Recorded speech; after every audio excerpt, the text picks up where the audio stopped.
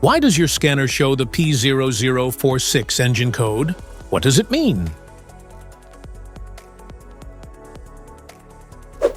P0046 is a diagnostic trouble code for turbocharger or supercharger boost control, a circuit range or performance.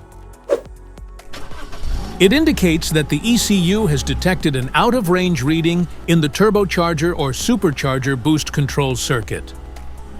Under this circumstance, stop driving and repair your vehicle immediately.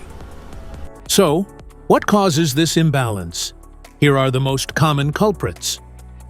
This error could be caused by these possible faults in your car: connections, gasket, vacuum leaks, sensors, electrical connectors, turbocharger, air cleaner, wastegate, intercooler.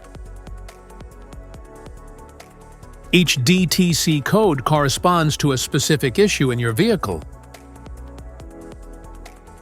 This engine code appears in various OBD2 vehicles, commonly comes in Ford Powerstroke, Chevrolet GMC Duramax, Toyota, Dodge, and Chrysler. If you want to fix this error code, let us know in the comments section. We will definitely make the video on your demand. If you like this video, don't forget to subscribe to our channel. Thanks for watching.